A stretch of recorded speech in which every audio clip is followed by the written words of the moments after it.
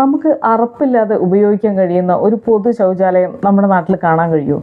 ഒരിക്കലും കഴിയില്ല. അത് സൗത്ത് ഇന്ത്യന്നോ നോർത്ത് ഇന്ത്യന്നോ അങ്ങനെയുള്ള വ്യത്യാസമൊന്നുമില്ല. നമ്മുടെ രാജ്യത്ത് മൊത്തമായിട്ട് എല്ലായിടത്തും അങ്ങനെയാണ്. ഒരു പൊതു ശൗചാലയവും നമുക്ക് അറപ്പില്ലാതെ ഉപയോഗിക്കാൻ കഴിയില്ല. സിഗരറ്റ് കുറ്റി അല്ലെങ്കിൽ സാനിറ്ററി നാപ്കിൻ, ഇങ്ങനെ പുരുഷന്മാരാണെങ്കിലും സ്ത്രീകളാണെങ്കിലും മത്സരമാണ്. എന്ത് മാലിന്യം കിട്ടിയാലും നമ്മുടെ മുറ്റത്തിന് പുറത്ത് നമുക്ക് എവിടെ വേണമെങ്കിലും വലിച്ചെറിയാൻ യാതൊരു മടിയില്ല. റോഡിൽ തുപ്പും, മതിലുകളിൽ യൂറിനേറ്റ് ചെയ്യും.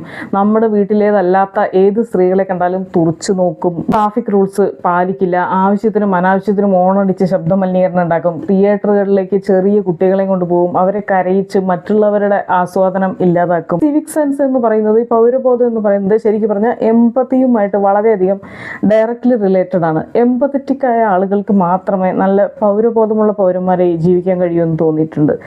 എമ്പത്തറ്റിക് ആവുക എന്ന് പറഞ്ഞു കഴിഞ്ഞാൽ നമ്മളത് ചെയ്തില്ലെങ്കിൽ വേറൊരാളത് ചെയ്യേണ്ടി വരുമെന്നുള്ള ചിന്ത.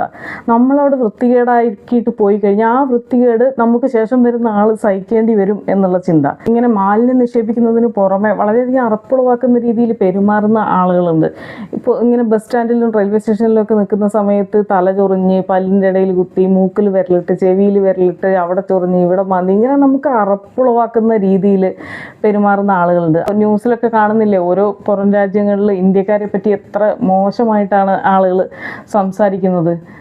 ഒന്നോ രണ്ടോ ആളുകൾ ചെയ്യുന്നതിലൂടെ മൊത്തം നമ്മുടെ രാജ്യത്തിനെ മോശമായിട്ട് ചിത്രീകരിക്കപ്പെടുകയാണ്. നമ്മൾ വൃത്തികേടാക്കുന്ന ഓരോ സ്ഥലങ്ങളും അതുപോലെ നിർമ്മിക്കാൻ അതിനുവേണ്ടി എത്ര ആളുകൾ കഷ്ടപ്പെട്ടിട്ടുണ്ടാവും, എത്ര ആളുകളുടെ പണം, നമ്മുടേത് ഉൾപ്പെടെ എത്ര ആളുകളുടെ നികുതി പണം അതിനുവേണ്ടി ഉപയോഗിച്ചിട്ടുണ്ടാവണോ എന്നൊക്കെ ഒരു ചിന്ത നമുക്കുണ്ടായിരിക്കണം.